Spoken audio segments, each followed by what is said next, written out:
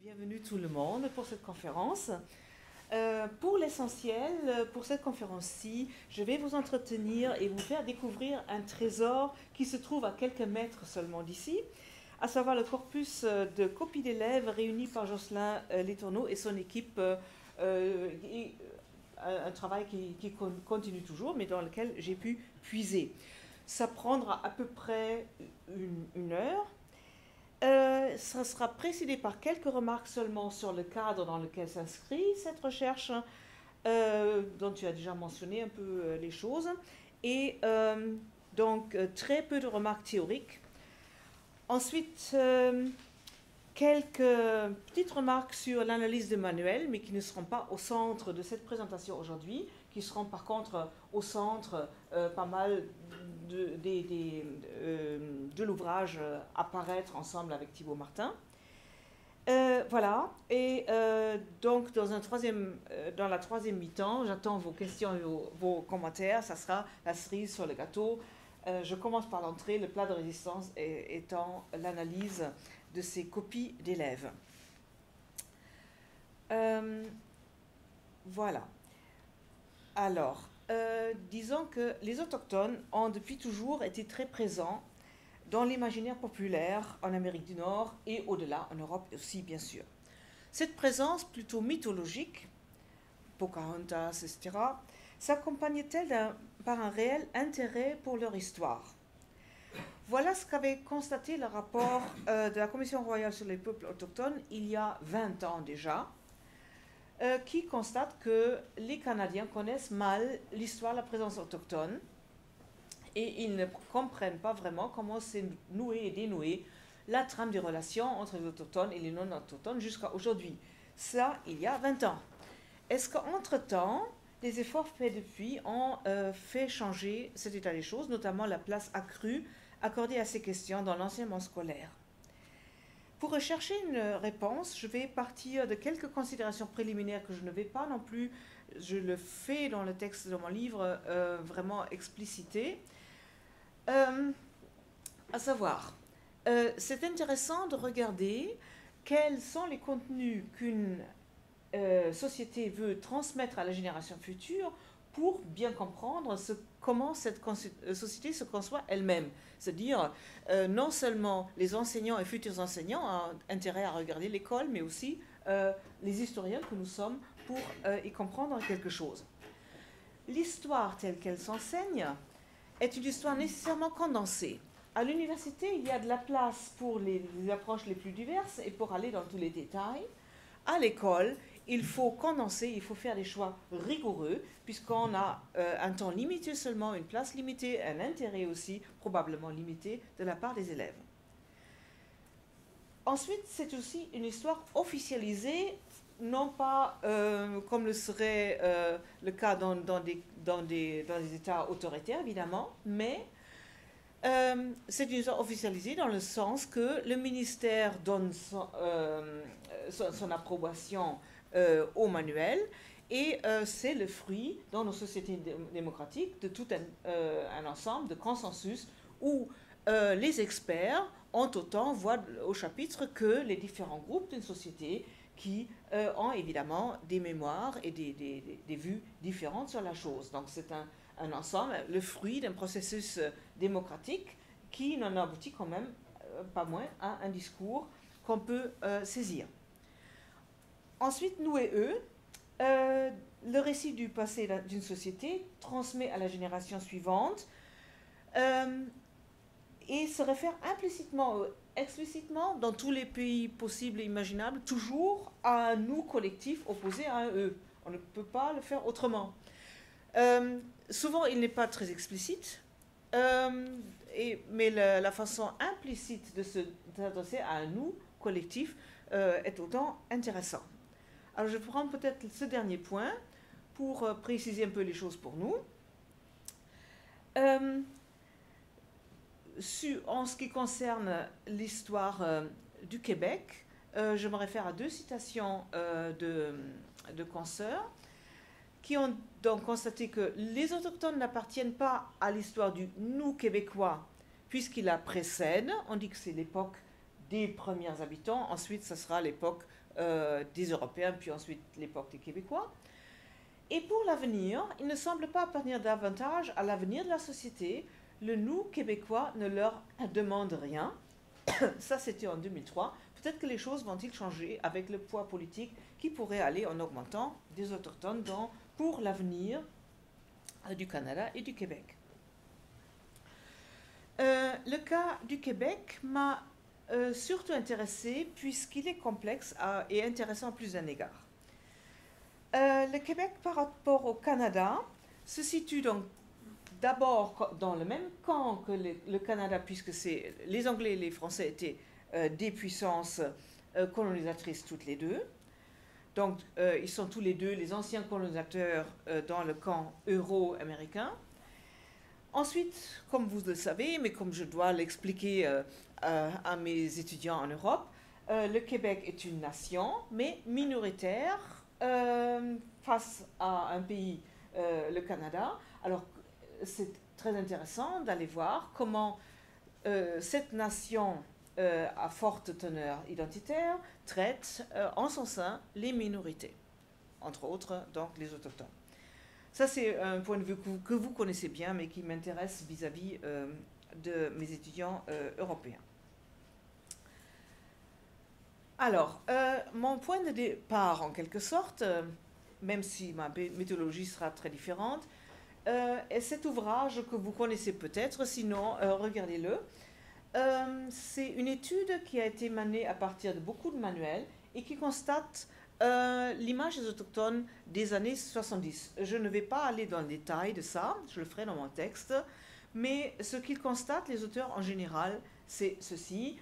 Dans la plupart des manuels, les Indiens font partie du décor attendant la venue de Jacques Cartier. C'est-à-dire, les Amérindiens sont intéressants dans la mesure où ils sont utiles ou où ils gênent l'installation de la colonie de la Nouvelle-France et aussi des autres Européens. Donc, je ne vais pas développer cela. Plutôt, vous parler rapidement des suites de ce livre. Si on croit Pierre Trudel, ce serait à la suite de la parution de ce livre que les historiens auraient préféré quitter ce terrain et que l'histoire des Autochtones, contrairement à celle des Européens, euro-américains, sera plus souvent étudiée par les anthropologues, ethnologues et archéologues que par des historiens ou des sociologues. Alors, une seule citation théorique, mais à laquelle je souscris beaucoup, d'un grand chercheur de cette université, le dit très clairement. Donc je le cite en entier, puis après ça sera fini pour la partie théorique. Les anthropologues ont transformé leur champ d'intérêt pour l'histoire des Amérindiens et des Inuits en une discipline qualifiée d'ethno-histoire qui se distinguerait de l'histoire par son objet, les sociétés sans écriture, par ses méthodes inspirées des sciences sociales et par le recours à l'ensemble des traces du passé.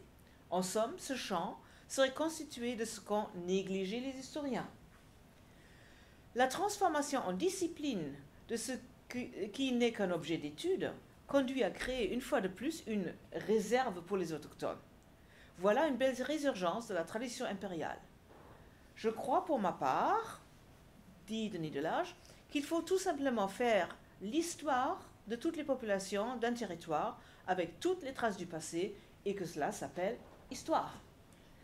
Et ça, c'est quelque chose c'est une perle à laquelle je souscris en tant qu'historienne qui ne suis pas ethnologue et je pense que c'est assez riche pour une éventuelle discussion. Je termine là mes préliminaires théoriques pour poser la question, est-ce que les choses ont changé depuis l'analyse de Vincent et Arcan des années 70 l'analyse des manuels scolaires actuels, que montre-t-elle?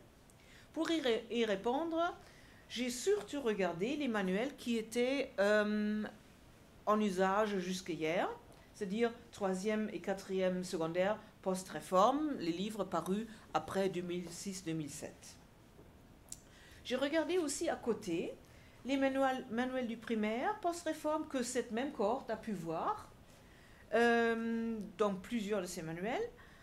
Ensuite, pour savoir ce qui avait précédé, j'ai regardé 3 manuels de l'époque de 82 à 2008, dont un est paru à 2 reprises, donc avec 10 ans de différence, ce qui permet aussi de voir ce qui avait changé dans le même manuel dans un laps de temps de 10 ans.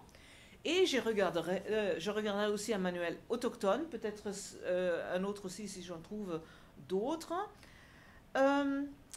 Et enfin, j'espère pouvoir analyser les manuels qui sont en train de sortir. Je dois dire que pendant les 10 jours que je suis au Québec, je n'ai pas pu entièrement le faire encore, puisque une grande partie des établissements et des didactèques ne les possèdent pas encore, pas toute la série en tout cas.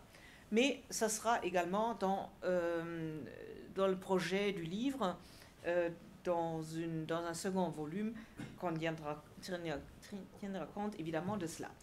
Je me base donc surtout pour ce que je vais vous présenter aujourd'hui à ce cœur des manuels de 3e et 4e qui étaient donc utilisés et qui le sont encore pour une grande partie dans les établissements actuels. Il s'agit donc à chaque fois de tous ces manuels-là, puisque, comme vous le savez, ils procédaient d'une part par une démarche chronologique en 3e secondaire, suivie par une démarche thématique en 4e, ce qui fait quand même beaucoup de livres à analyser. Donc vous voyez les 16 là, et dont je vais en quelques minutes seulement vous tirer les conclusions. Les choses ont-elles changé? Je vous cite un résumé typique d'un de ces livres qui va comme ça. À l'arrivée des Européens, les peuples autochtones formaient déjà des sociétés développées et organisées en relation étroite avec leur environnement. Ils avaient aussi une façon bien à eux de concevoir le monde. Dans ce résumé, ça prend plus du tiers du volume, vous le voyez, et ça correspond aussi au manuel. Les chapitres sur les premiers habitants tiennent quand même pas mal de place. Ensuite, ça se réduit de beaucoup. Le contact avec les Européens a transformé leur mode de vie. Bon, quand même, les manuels en parlent pendant un bon bout de temps. Ils parlent très peu exactement de comment s'est faite la chose suivante. Les Européens et leurs descendants se sont entre autres appropriés les territoires sur lesquels elles vivaient. Tout ce processus-là reste largement dans l'ombre dans les manuels que j'ai pu voir. Cela a peut-être changé, je vais vous le dire quand je les aurai vus. Ensuite, 20e siècle, avec le réveil autochtone, aujourd'hui les autochtones revendiquent une reconnaissance de leurs droits ancestraux sur ces territoires et aspirent à plus d'autonomie. Et effectivement, au XXe siècle, on commence à reparler pour l'actualité beaucoup des autochtones. Là, il faudrait faire une analyse, et je l'ai faite, beaucoup plus fine des aspects qu'on évoque.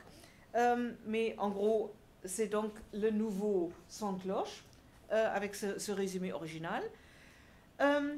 Pour des conclusions, pour ces manuels, et je n'irai pas plus loin là, je peux développer si vous le souhaitez. On est sur la voie de très nets progrès depuis les années 70 où les autochtones ne faisaient quasiment plus rien d'autre que d'être là à l'arrivée de Jacques Cartier. Il y a de très nets progrès. Il y a quelques points critiques aussi où on pourrait aller de l'avant. Donc très rapidement les conclusions que j'ai tirées. Comme je vous l'ai dit, il parle abondamment des sociétés autochtones avant l'arrivée des Européens. Or, c'est souvent culturaliste, on s'intéresse beaucoup à leur mode de pensée, beaucoup plus qu'à leur économie par exemple, et leur histoire est essentiellement statique. Il ne s'est pas passé grand-chose dans leur société depuis l'arrivée de la Béringie. Je parle de l'image des manuels. Les comparaisons avec les sociétés européennes de la même époque sont rares. Parfois, ça gagnerait de rappeler aux étudiants ce qu'ils viennent d'étudier pour les sociétés européennes. Les perceptions mutuelles et l'eurocentrisme des sources sont rarement abordés. Il y a quelques contre-exemples qui montrent qu'on pourrait très très bien le faire, mais ça reste rare. La construction de l'altérité, donc cette différence entre eux et nous. Il y a différents modes où ça se construit. Les particularités de la culture autochtone, leur exotisme, ça c'est un des points. Les moyens linguistiques, qu'on peut relever, et aussi par des procédés didactiques. Par exemple, faites comme si vous étiez un autochtone. Cela veut dire que ce livre ne s'adresse pas aux autochtones, de toute évidence. Il existe une confusion entre les deux dimensions de l'altérité, ethnoculturelle et historique, qui vient aussi du fait qu'il n'y a pas de comparaison explicite. Je vous donne un exemple peut-être. Il y a beaucoup de progrès, puisque en parlant du chaman, par exemple, on ne dit plus que c'est un sorcier. On dit que c'est un guérisseur. Mais on ne dira pas non plus que c'est un médecin. Alors qu'en 1500, pour l'Europe, on parlerait quand même de médecins déjà. Quelles étaient les connaissances en médecine des deux sociétés? Est-ce qu'ils étaient tellement plus évolués du côté des autochtones? C'est toute cette dimension-là qui n'est pas prise en compte, alors que nous le savons évidemment, mais l'élève, lui, qui est devant ça, ne le sait pas et doit peut-être se poser la question, le fait que le chaman ne puisse rien faire contre le choc microbien était peut-être dommage, et il n'avait pas encore les antibiotiques. Oui, mais les Européens de cette époque-là ne les avaient pas non plus. Donc c'est des choses qui vont de soi, mais qui mériteraient d'être plus mis en perspective pour des élèves. Enfin, j'ai promis de ne pas élaborer, je m'y tiendrai. Donc l'hécatombe suite aux épidémies n'est pas toujours présenté comme un fait historique décisif. Hein? C'est mentionné, mais parmi d'autres. Les interdépendances et influences mutuelles entre nous et eux connaissent beaucoup de variations. Je ne peux pas aller dans le détail, mais c'est très différent d'un manuel à l'autre, ce qui montre aussi qu'on peut très différemment réaliser les directives du ministère. Alors, les périodes depuis la conquête jusqu'au réveil autochtone du XXe siècle forment une espèce de tunnel. On en parle très peu au XIXe siècle. En gros, au XIXe siècle, les aspects politiques, économiques, juridiques et culturels, puisqu'il y aurait tout ça, de la dépossession, marginalisation et assimilation des autochtones ne sont pas toujours suffisamment compris, ni dans leur indépendance, ni dans leur logique chronologique. Et là, on doit dire que presque les manuels des années 90 du dernier siècle avaient de l'avance sur ceux actuels. C'est beaucoup plus clair là-dedans. Donc, aucun manuel n'établit le lien avec une logique plus spécifiquement capitaliste de ce processus, alors que nous sommes dans la seconde moitié du XIXe siècle et qu'on parle bel et bien de capitalisme dans les villes. Mais il n'y a pas de rapport. Alors, pour ce qui est de l'actualité, la plupart des manuels évoquent la crise d'Oka et la plupart, contrairement à un préjugé, évoquent les écoles résidentielles. On avait dans le débat dit que les manuels n'en parlaient pas. Ce n'est pas vrai. 3 des 4 en parlent. Il y a un seul qui n'en parle pas vraiment. Sur les 3 qui en parlent, il y en a 2 qui sont vraiment critiques. Donc là, il y a parfois des préjugés dans le débat où les manuels ne sont pas si mal que ça. On donne rarement la parole aux autochtones eux-mêmes. Je verrai si c'est toujours le cas aujourd'hui. Et enfin, si on résume, le regard sur les autochtones d'aujourd'hui présente des traits culturalistes, misérabilistes et folklorisants, peut-être aussi à cause du fait que c'est plutôt une ethno-histoire qu'une histoire. Voilà tout ce que je voulais dire sur les manuels, et j'enchaîne très vite sur le point de vue des élèves. Je vous laisse le choix, peut-être vous-même, d'aller sur cette émission de Radio-Canada. Elle dure une petite demi-heure, sur ce que disent les élèves. Et je vais simplement vous citer quelques-unes des réactions des élèves qui m'ont paru intéressantes. À l'école secondaire Laval, les élèves disent ceci. Personnellement, je trouve que ça se répète un peu entre secondaire 3 et 4. On parle souvent de leur habitat, leurs croyances, les maisons longues et tout. Justement, leur habitat, je trouve que ça se répète un peu là. Un autre renchérit, ça se répète tout le temps, c'est ennuyant à la fin. L'enseignante qui demande « Qu'est-ce que tu aimerais savoir ?» Alors là, il y en a un qui dit ce qui l'intéresserait, c'est de savoir comment ils se sont fait repousser, les terres qu'ils ont perdues, puisqu'ils regrettent ça. Un autre dit encore une fois, ça revient toujours au même, on n'apprend pas vraiment grand-chose, on n'approfondit pas. Alors l'enseignant veut savoir, est-ce qu'il aimerait approfondir? Non, pas vraiment, ça ne m'intéresse pas plus. C'est pas très intéressant, ils chassent des caribous dans la forêt, c'est à peu près ça. Et puis un autre qui dit, et ça c'est intéressant, comparé à l'histoire contemporaine, il y a moins de choses. C'est moins riche, l'histoire des autochtones, que l'histoire plus contemporaine. Pour lui, donc c'est de la préhistoire, les autochtones ne font pas partie de l'histoire contemporaine. C'est quand même, avec tous, c'est vrai que c'est court, mais ça explique des choses. Du côté des autochtones,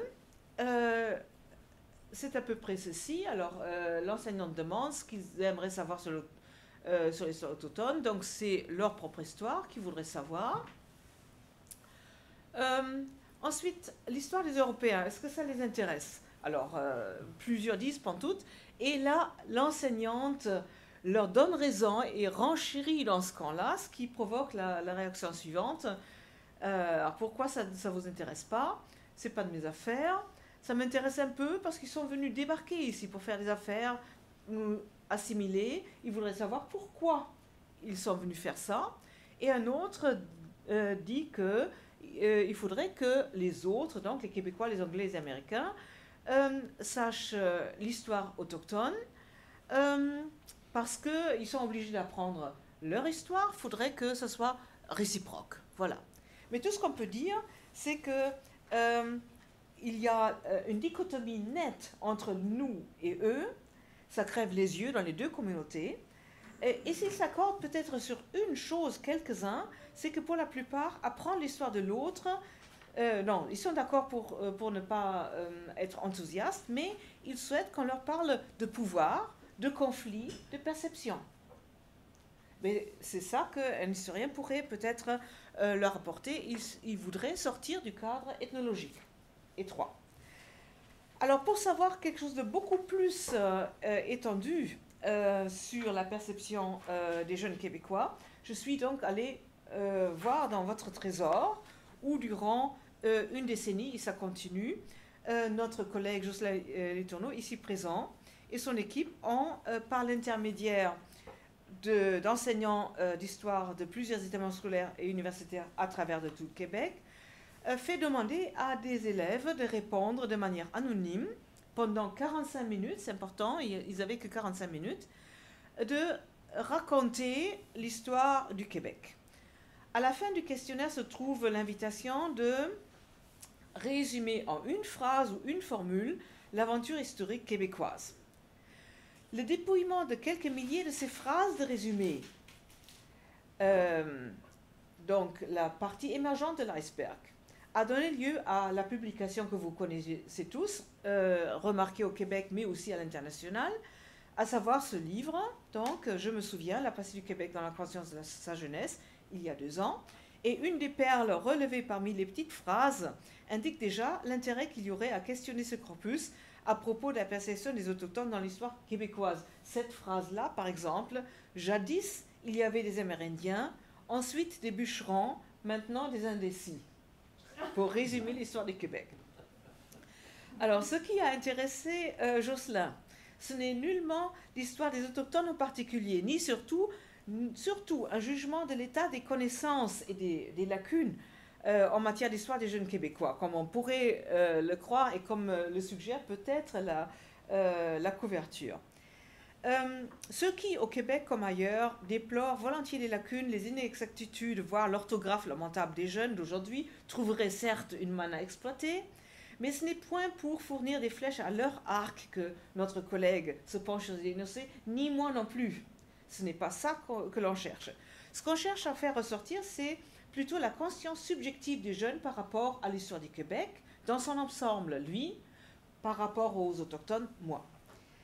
De toutes les copies, seulement 4,4% contiennent une mention sur les premiers habitants si on s'en tient aux phrases de résumé. Il en ressort à peu près cette conception synthétique de l'élève moyen virtuel que notre collègue résume comme ça, vivant paisiblement et harmonieusement sur une terre splendide et fertile qu'ils occupaient depuis des lustres et qui leur appartenait. Les Amérindiens ont été volés, envahis, abusés, colonisés, exploités et brisés, voire tués ou exterminés par les Européens qui ont été particulièrement injustes à leur égard en les chassant de leur territoire et en les effaçant de l'histoire québécoise. C'est une synthèse des phrases de résumé, si vous voulez bien.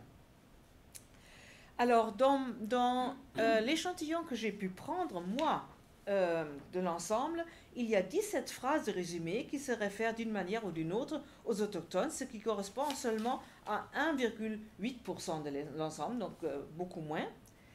Outre la mention des Amérindiens suivis des bûcherons puis des indécis, voilà. D'autres copies provenant d'élèves francophones mentionnent également leur pure existence à côté d'autres éléments. Par exemple, celle-ci, ou encore celle-ci, donc juste l'existence à côté d'autres. Une autre contient une véritable conclusion portant un jugement sur l'ensemble de l'histoire du Québec. Celle-ci, par exemple. Les colons ont agi d'une manière similaire aux Anglais face aux Français, avec les Amérindiens. Voici un argument qui établit une relation entre les actes et le sort des trois groupes, autochtones, français et anglais, dont les interactions étaient au cœur de cette histoire. Et on rencontre un peu le même son de cloche dans d'autres. Donc les luttes sont aussi ce qui a retenu l'intérêt des élèves anglophones. On a ceci ou cela. Et donc là, il y a un argument qui revient. Alors, Indians got screwed over by the French got screwed over by the English screwed over by the English, et encore une fois, la même chose. Ça se trouve aussi du côté français. Les Français sont venus au Canada et ont battu les Indiens, et les Anglais ont battu les Français, et les Canadiens, ce sont ceux qui restent. En quelque sorte, c'est le juste retour de l'histoire. Ça fait partie d'une de ces choses que les élèves inventent, qui n'étaient ni dans les manuels, ni peut-être dans le cours d'histoire, mais où les élèves, eux, construisent leur histoire à eux. Ce sont ces points-là qui m'ont particulièrement intéressée. Pour 3 élèves anglophones francophones confondus, toute l'histoire du Québec se résume en la défaite des Autochtones. Voilà, ils se sont fait avoir, ça se rejoint tout à fait ce qu'a trouvé Jocelyn Letourneau. Et enfin, le fait le plus remarquable est sans doute que sur les seulement 17 phrases de résumé qui étaient dans le millier de copies que j'ai regardées, 6 sur 17 donc, ont été rédigées par des élèves autochtones, représentant pourtant une partie infime, 3% seulement de l'ensemble des copies que j'ai regardées. Alors, que disent-ils ? Le Québec fut français, anglais et autochtone. Un autre dit les Amérindiens vivaient en harmonie jusqu'à l'arrivée des Blancs sur leur terre. Ça, c'est encore quelque chose largement partagé dans les copies par les francophones et les anglophones. Et ensuite, pour affirmer fièrement leur appartenance. Pour dénoncer l'injustice. Et aussi pour affirmer leur appartenance. Vive les Inuits, fiers d'être Canadiens, surtout montagnais. Or, pour connaître plus en détail et aller au-delà de ces phrases de résumé, la perception des Autochtones par les jeunes Québécois, pour avoir aussi suffisamment de copies pour accéder à une part quantitative, je suis vraiment allée dans le cœur et j'ai regardé un millier de copies d'élèves. Le tout passe aussi par un travail de transcription et de codage assez impressionnant. Je vous montre juste un exemple, d'ailleurs avec le libellé de la question dans son ensemble, et vous voyez une des réponses. Ce n'est pas la réponse la plus courte, il y a aussi des réponses qui tiennent en 3 lignes, mais c'est une des plus courtes. Il y a aussi des réponses en 4 pages, bien argumentées, hein, du contraire, donc comme ça prendrait encore plus de temps pour le lire, je vous présente celle-là. Mais vous imaginez qu'il fallait donc à ce moment-là tout retranscrire, toutes les phrases qui se rapportent aux Amérindiens, et sur 940 et quelques copies, ça faisait un peu de travail. L'échantillon se présente ainsi. Donc, j'ai pris des copies, toutes les copies du secondaire 5 entre 2003 et 2006. Vous voyez un peu leur origine géographique, vous voyez la composition des groupes. Et ce qui frappe, c'est où se trouve le pourcentage de copies mentionnant les autochtones au plus fort. De manière assez étonnante, ce sont les groupes mixtes, où il y a donc un nombre relativement important d'autochtones. Donc le premier groupe, c'est un groupe francophone, dont 9 autochtones. Le second, c'est un groupe anglophone, où il y a 3 autochtones. Et le groupe entièrement autochtone arrive à 80%. Tous les autres sont en dessous des 80% et quelques. Mais ce n'est pas le groupe autochtone pur laine, qui représente le plus de réponses. Alors, qu'est-ce qu'on trouve? Ce qui frappe d'abord, donc en tout, il y a surtout des copies francophones, évidemment, quelques anglophones et très peu autochtones. Il y a une grande diversité pour ce qui est de la quantité, de la qualité de la réponse, la langue, la forme, à l'intérieur de tous les groupes d'ailleurs. On ne peut pas vraiment dire que telle ou telle manière de faire caractérise un des groupes. Il y a des dessins parfois. Donc des dessins vraiment appliqués, d'une grande, parfois très soignés, parfois des dessins qui ressembleraient plus à des dessins d'enfants du primaire.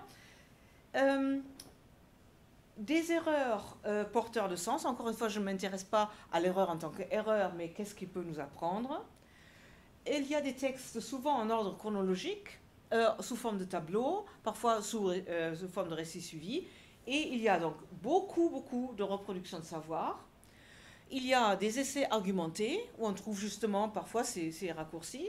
On trouve rarement, mais quand même, des points de vue personnels exprimés. J'y viens dans un instant. Enfin, une copie qui représente un dessin, qui vous montre quand même qu'on peut appliquer une grille d'analyse, même si c'est un dessin. Donc, je vous fais découvrir rapidement. Ça commence par le Québec ne s'est pas toujours appelé le Québec. Conscience historiographique qui n'est pas celle de beaucoup de manuels. Hein. Bravo pour l'élève. Découvert par les Français, ceux-ci l'ont appelé Nouvelle-France. Il y a mention de la croix de Gaspé, c'est clair. Hein, vous la voyez. Malheureusement, les Amérindiens occupaient déjà le territoire. Donc, enfin, les Amérindiens. Les nouveaux arrivants ont donc utilisé les moyens pour s'en débarrasser. Et on voit une description du commerce des fourrures, donc très reconnaissable, l'Amérindien qui apporte des tas de fourrures pour les échanger contre un seul fusil. Donc tout ça, ce sont des éléments de connaissance qu'on peut très bien faire passer par une grille d'analyse. Donc j'étais découragée au début, mais c'est très possible de analyser quand même. Donc là maintenant, il y a une suite de l'histoire, puisque ça commence avec des flèches, donc causalité et suite. Donc potion magique, l'introduction de l'alcool dans les communautés autochtones, avec comme conséquence que l'autochtone est ivre-mort. Et là-dessus arrive le missionnaire, Dieu est le maître du monde. Une connexion entre l'introduction de l'alcool et la mission qui est très étonnante, qu'on ne trouve pas dans les manuels, mais qu'on trouve dans les têtes des élèves, curieusement. Donc, un jour, les Anglais sont venus, ont tenté de prendre les nouveaux territoires des Français, et c'est la suite de l'histoire.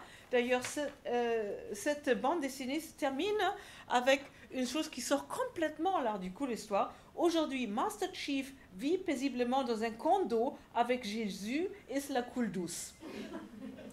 N'empêche que cet élève montre quand même beaucoup de qualités historiographiques qu'on peut déceler.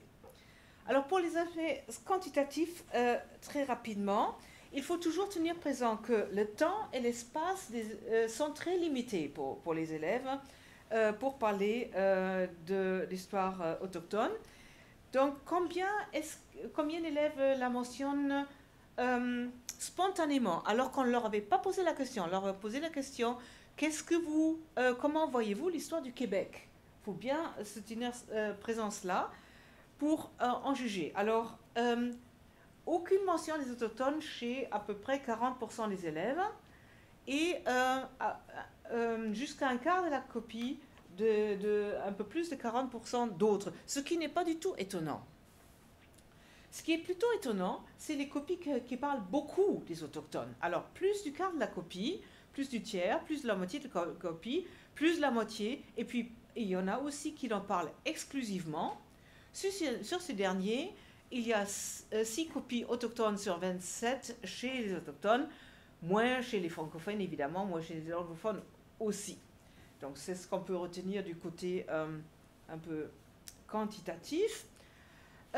Si on regarde les aspects de contenu mentionnés, il y a 41% qui ne mentionnent aucun aspect de contenu. Pourquoi cette différence entre les deux chiffres? Si c'est simplement amérindien mentionné, je ne retiens pas que c'est un aspect contenu. C'est mention, mais sans qu'il y ait des contenus. Un seul aspect, 28%, deux aspects, etc., ainsi de suite. Pour ceux qui mentionnent beaucoup d'aspects, 4 ou plus aspects sur les autochtones dans l'histoire du Québec, il y a un bon quart chez les autochtones qui mentionnent beaucoup d'aspects. Donc, s'il y a un seul aspect, si l'aspect est cavalier seul, c'est dans l'ordre décroissant celui. La présence pure et simple. La présence d'Algonquiens iroquoiens. Le contact avec les Européens, l'évangélisation, les échanges commerciaux et les conflits. Ça, ce sont les 6 points les plus importants quand il n'y a qu'un seul aspect. Alors, dépassons ces considérations statistiques pour accéder à une analyse plus qualitative. Tout commence par Jacques Cartier.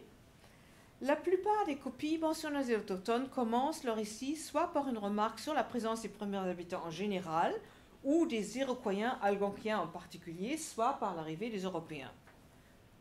Par exemple,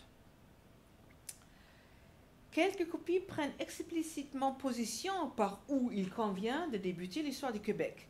Pour celles-ci, les choses sont simples. Reconnaître que les autochtones étaient déjà présents n'empêche pas que tout commence par Jacques Cartier. C'est que leur existence peut sembler trop peu significative aussi pour faire commencer l'histoire du Québec par eux. C'est l'exemple ici. D'autres s'inscrivent explicitement en faux contre le choix de l'arrivée des Européens comme point de départ. Pour moi, l'histoire du Québec commence avant. Ça commence avec nos vrais ancêtres, les Amérindiens, ou cette copie anglophone. Curieusement, dans 2 cas, ceux-ci sont situés chez nous, bien que le nous européen n'a pas encore commencé d'exister. Ils commencent à arriver chez nous. On trouve ça assez souvent. Pour cet autre élève, retenir comme début l'exploration européenne et non la présence des Amérindiens découle d'une distinction explicite entre leur histoire et celle des Québécois.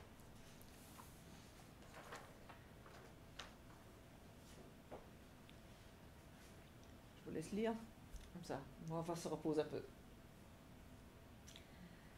Alors, je vous montre un extrait un peu plus long qui est d'origine autochtone, celui-là,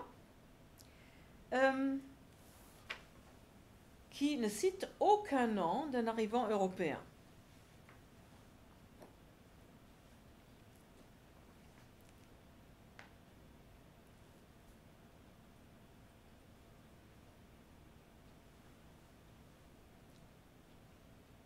Ça vous fait peut-être un drôle d'effet, mais plutôt que d'y voir une preuve d'ignorance, il conviendrait de rappeler que l'histoire telle qu'elle est racontée par les manuels ne mentionne pratiquement aucun nom autochtone lors du début de la rencontre avec les Européens. Donc, il renverse simplement la médaille.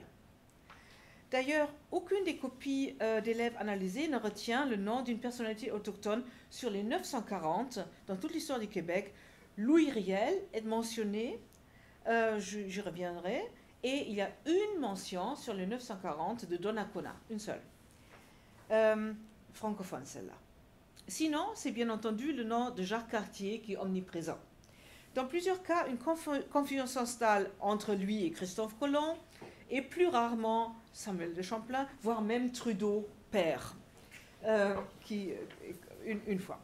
Toujours à propos des explorateurs et de leur arrivée en Amérique, si la plupart des élèves leur reconnaissent le mérite d'avoir découvert ce nouveau continent, et que les termes découvrir, discover, découverte, discovery, sont de loin les expressions les plus courantes employées.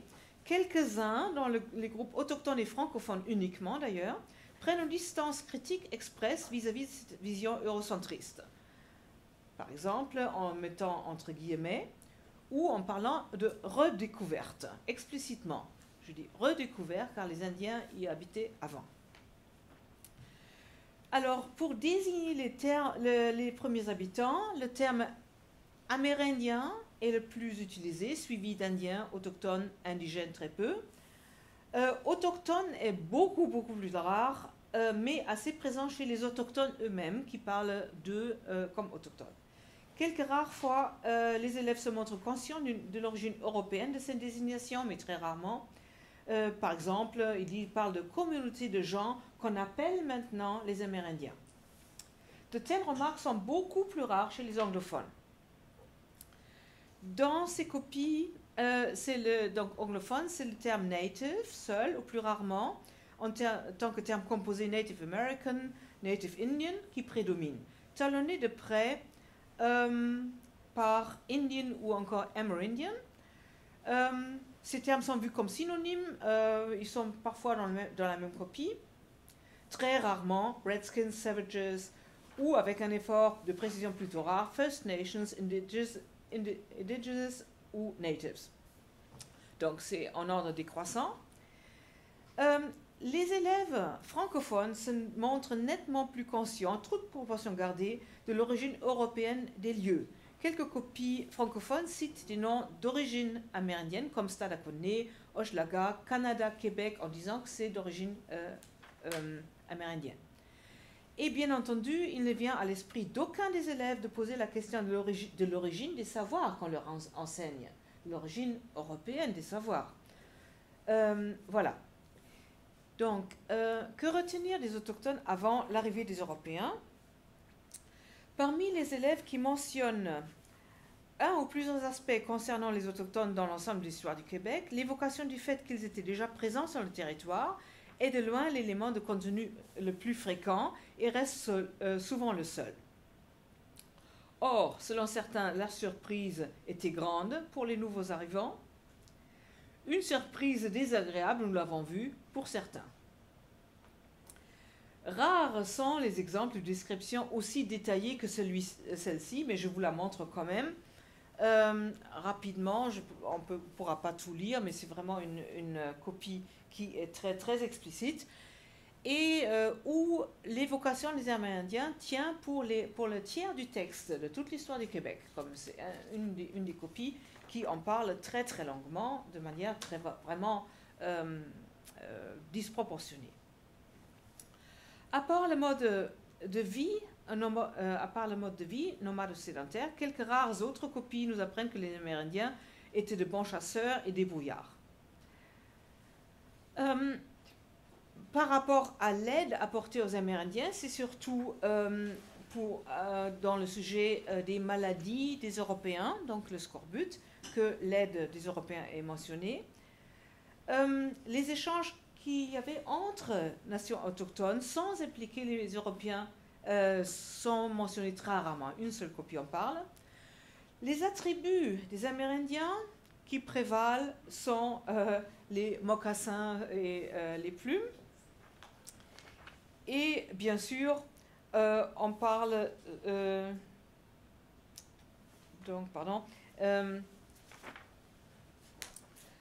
et c'est à la loupe qu'il faut chercher les indices sur les croyances amérindiennes. Il n'y a quasiment pas d'élèves qui en parlent. Ils sont plus nombreux à mentionner qu'ils ont vécu dans le respect de la nature et que l'harmonie régnait avant l'arrivée des explorateurs, donc le paradis perdu.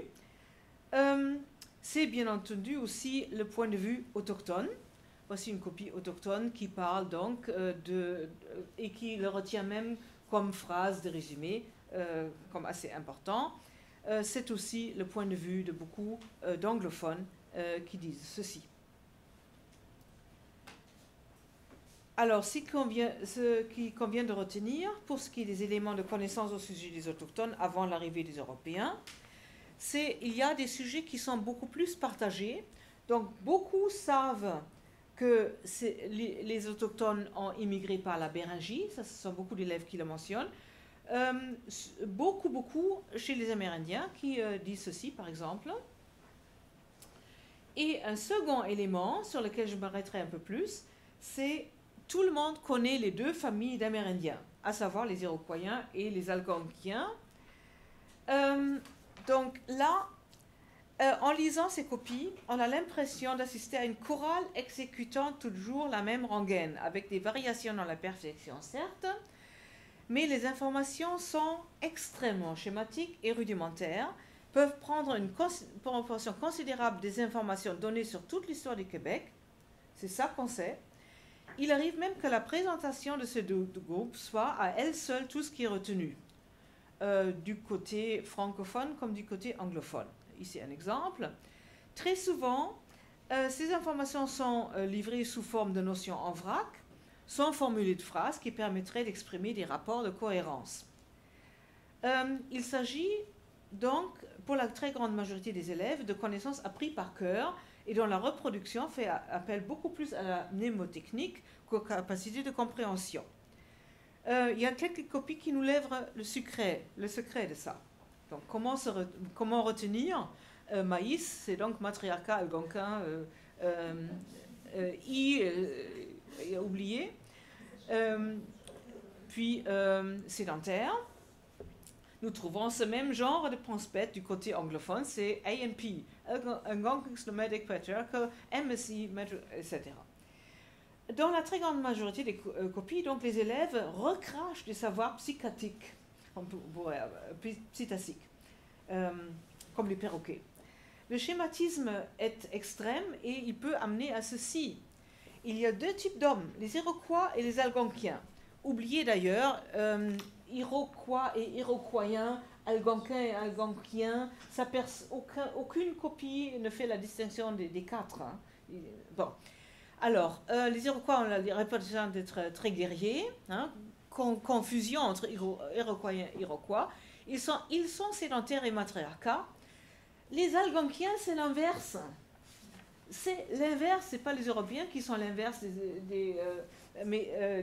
les Algonquiens sont l'inverse des Iroquois. Bon.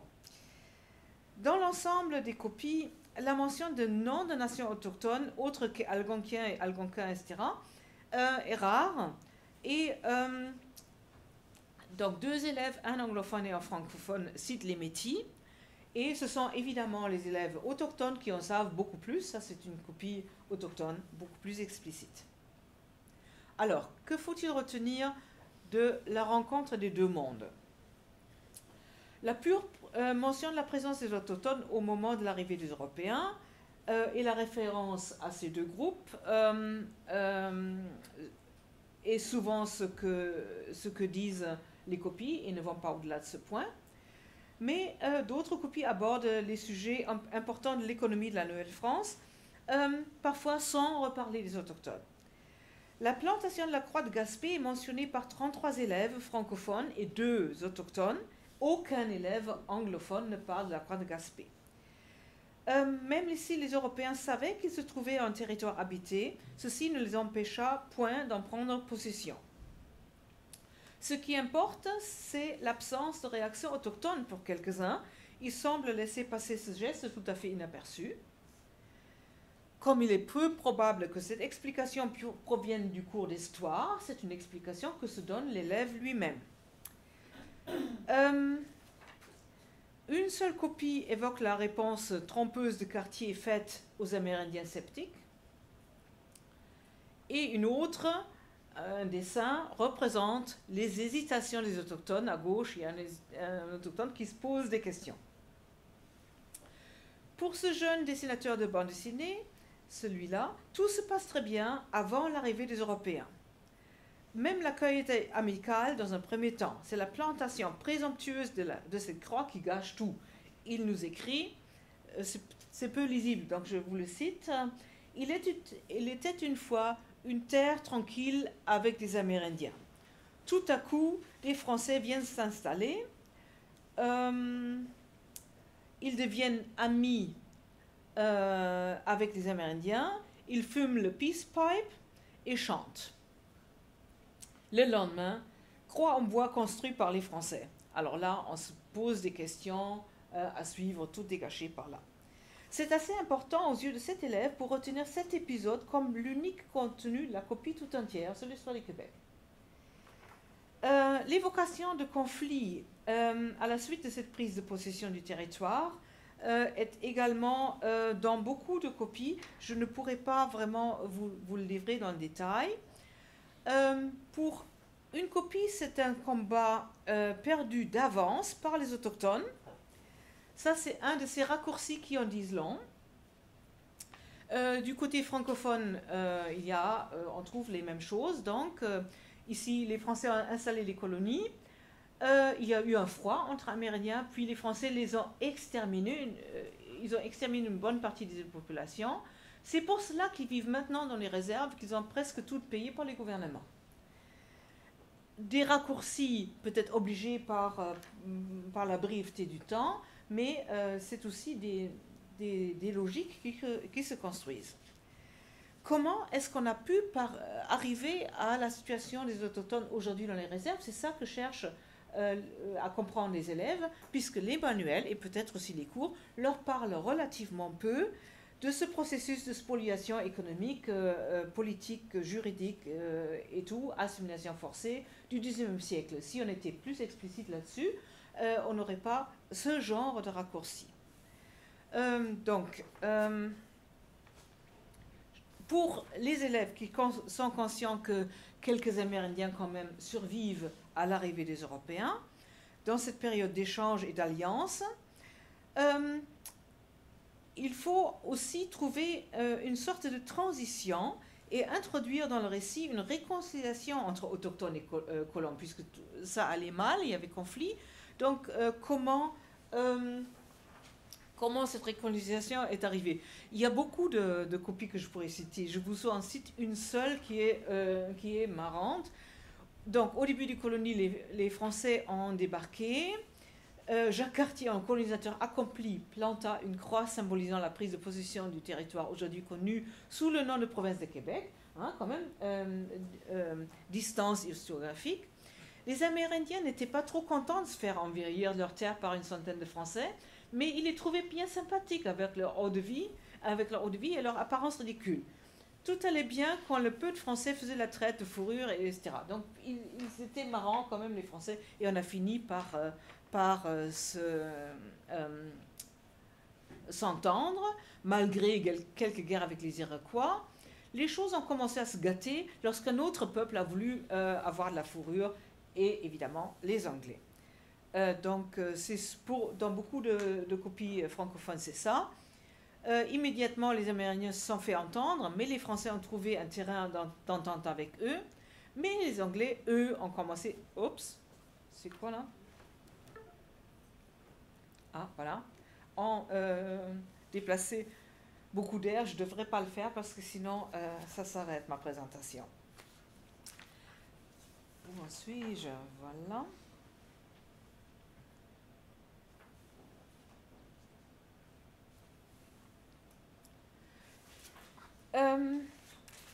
Il y a quelques copies qui posent la question de la légitimité de la prise de possession des territoires par Jacques Cartier. Était-ce légitime? Celle-ci trouve un début de légitimation en se référant aussi à un nous précolombien hypothétique. Donc notre Québec fut découvert par la France et le navigateur Jacques Cartier. Étant découvert par la France, tout portait à dire que nous étions une terre française. Mais sur cette terre, des hommes vivaient déjà, donc début d'hésitation. Les Amérindiens, peuple occupant déjà les terres, et les nouveaux venus firent bien des échanges, ce qui mit en route les colonies comptoirs pendant un long moment. Un début d'interrogation sur la légitimité, une légitimité qui est contestée par d'autres copies. Ici, par exemple, Jacques Cartier est venu prendre possession du territoire au nom du roi de France. Pour qui se prenait-il? Je crois que je crois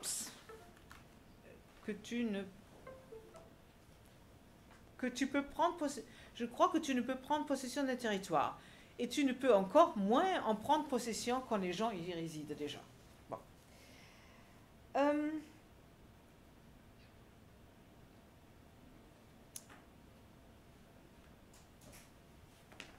Voilà, elle est rejointe par ce dessin. qui dit vite, les Français arrivent et vite ils leur volèrent leur site et établirent leur colonie. Donc tout dit en français. Alors notons le silence des élèves, le silence total des élèves anglophones à propos des premiers gestes de Jacques Cartier en Gaspésie. Les copies francophones et aussi autochtones accordent beaucoup d'importance. Les anglophones ne mentionnent ni la prise de possession au nom du roi de France, ni la croix de Gaspé. Il s'agit peut-être pour eux d'une affaire entre Français et Amérindiens uniquement, qui ne le concerne pas. Ils rejoignent néanmoins leurs homologues français, francophones et autochtones pour porter des jugements plus abstraits et synthétiques sur cette première période des contacts. Notamment l'idée d'un âge d'or amérindien détruit par l'arrivée des Européens, déjà évoquée plus haut, est présente dans les trois groupes. À la suite des premiers contacts et tout au long de l'histoire de la colonisation, les fauteurs de troubles, au lieu des élèves anglophones, ce sont les Français, ce qui établit une symétrie peu étonnante avec le reproche analogue du côté des francophones. Alors, échanges et conflits. Beaucoup de copies évoquent le commerce des fourrures, principale activité économique des colonies européennes nouvellement installées, sans mentionner les autochtones. En même temps, les échanges de biens, de culture et de savoir, les emprunts et les influences réciproques sur les modes de vie entre Amérindiens et Européens forment de loin le centre d'intérêt de ceux pour qui les autochtones ont survécu à la première période de colonisation. Alors, une grande partie des copies se limite à la seule mention de l'existence de ce commerce sans donner d'autres détails. Ils n'avaient pas le temps non plus, c'est pas qu'ils ne le savaient pas. C'est encore plus le cas chez les anglophones. Parmi les copies plus explicites, francophones et autochtones, certaines relient entre eux les différents aspects des relations entre Amérindiens et Européens, des emprunts à la culture amérindienne, aux alliances militaires dans les conflits intercoloniaux, en passant par les efforts d'évangélisation, les épidémies et autres influences néfastes subies par les Amérindiens et dont les Européens, le nous, sont responsables. Je ne peux pas détailler ces aspects ici, je vais me limiter à quelques aspects seulement. Donc, en ce qui concerne les influences culturelles des Amérindiens sur les Européens, pour certains, ça se limite seulement aux techniques de survie dans un climat hostile. On apprend aux Européens de survivre. D'autres jugent que c'était important, avant tout, pour nous, les Européens, de leur apporter notre civilisation. Pour certains, c'est la réciprocité des échanges qui prévaut, mais pour la plupart, c'est les échanges au détriment des Amérindiens. Certains n'hésitent pas de parler d'exploitation, et beaucoup disent que c'était au détriment des Amérindiens. Par exemple, ici, comme c'est facile, il est facile d'arnaquer les Indiens et de leur prendre leurs terres. Le caractère injuste des échanges est souvent montré du doigt dans tous les groupes. Et il y en a même aussi qui mentionnent les droits ancestraux des Amérindiens dans ce contexte. Même la situation misérable des autochtones d'aujourd'hui, évoquée par très peu de copies, il faut le dire, semble découler pour un élève directement de l'arnaque pratiquée par les premiers colonisateurs, le principal responsable en étant l'alcool, écrit en caractère très gras. Et ça revient dans beaucoup de copies. On troque des produits européens avec, on profite de la naïveté des autochtones. Et la phrase finale, les Français, avec l'alcool qu'ils ont amené, ont rendu les Premières Nations presque feignantes. Cet argument se trouve également souvent chez les élèves des autres groupes et est souligné par la proportion qu'il prend par rapport aux autres aspects de l'histoire du Québec. C'est souvent l'alcool qui revient. Un seul élève autochtone, lui, parle des conséquences plus économiques de cette histoire-là, en disant que les autochtones jusque-là chassaient les animaux juste pour leurs propres besoins, et maintenant tout change puisqu'ils les échangent avec les outils des Européens. Mais beaucoup plus souvent, donc, c'est donc l'alcool. Ici, nous voyons deux personnages qui s'échangent. Alors, l'un, l'alcool, qui rendra mon people alcoolique et les feront mourir du cancer du foie, contre du tabac, juste retour de l'histoire, qui va rendre mon people dépendant et les feront mourir du cancer du poumon. Donc deux cancers qui ici s'échangent sur un pied d'égalité. Donc, je l'ai dit déjà, plusieurs copies font un rapprochement entre les épidémies, l'escroquerie du marché et même l'alcool et ses effets néfastes d'un côté et les efforts de mission comme autant d'influences négatives du contact avec les Blancs. Donc ici, par exemple, dernière phrase, les Amérindiens étaient bien saouls, ensuite les prêtres sont venus les convertir en échange de l'immortalité et la gloire de Dieu. À propos de l'évangélisation elle-même, de nombreux élèves, surtout francophones, l'évoquent, mais peu parmi eux seulement se prononcent plus dans le détail. Les avis sont partagés sur le succès de l'opération. Une élève compare la mission chrétienne auprès des autochtones aux tentatives d'assimilation des Canadiens francophones par les Anglais et aboutit à une critique de fond de l'impérialisme culturel en général. Donc, ce que les missionnaires ont fait aux autochtones, c'est ensuite les Anglais qui l'ont fait aux Français, c'est-à-dire l'assimilation culturelle. L'assimilation culturelle des autochtones se trouve, pour la fréquence des mentions, d'ailleurs, sur le même plan que l'hécatombe créée par les maladies européennes importées. C'est intéressant parce que compte tenu de l'importance tout à fait secondaire que les manuels, eux, accordent à ces maladies et à leurs conséquences pour la démographie autochtone, il est remarquable que les élèves les citent aussi souvent. Est-ce que c'est les enseignants, eux, y ont attaché plus d'importance que les manuels? C'est un point que je trouve intéressant. Alors, je passe rapidement. Donc, je vous donne quelques citations de ces élèves.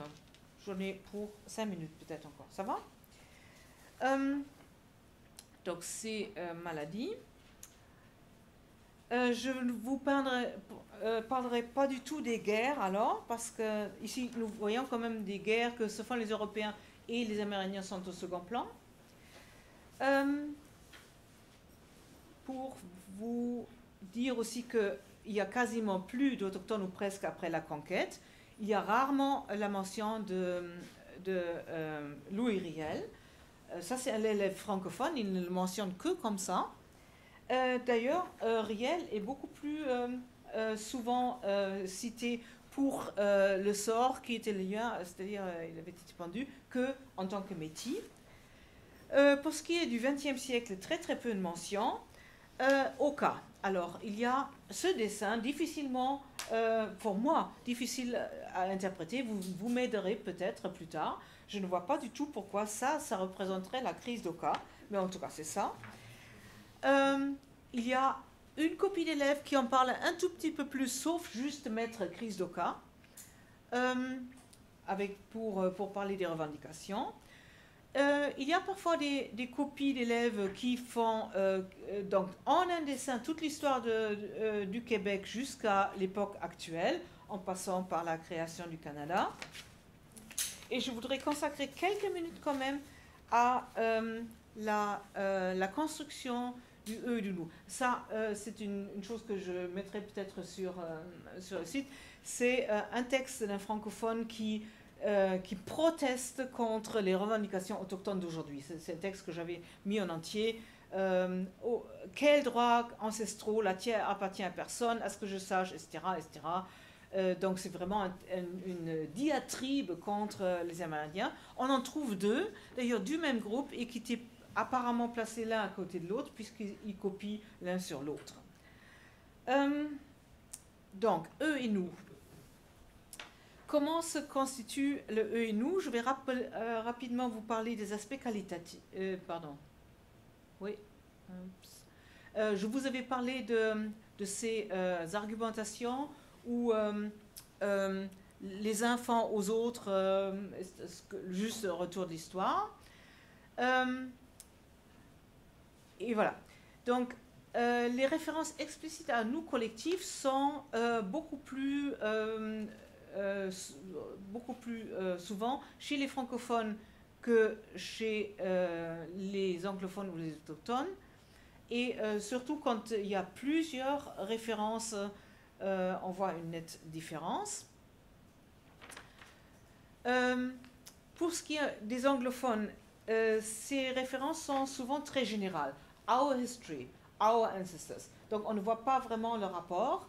Quand il y a un rapport de contenu, c'est souvent en parlant du début de la colonisation, du Québec actuel ou des rapports avec les autochtones, mais le reste, ce sont donc des mentions très générales.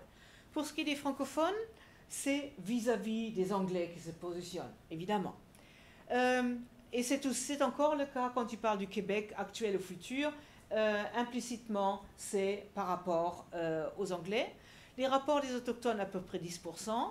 Le début de la colonisation, 8%. Les rapports avec la France, très très peu. Et il y en a aussi qui s'identifient à une identité franco-canadienne.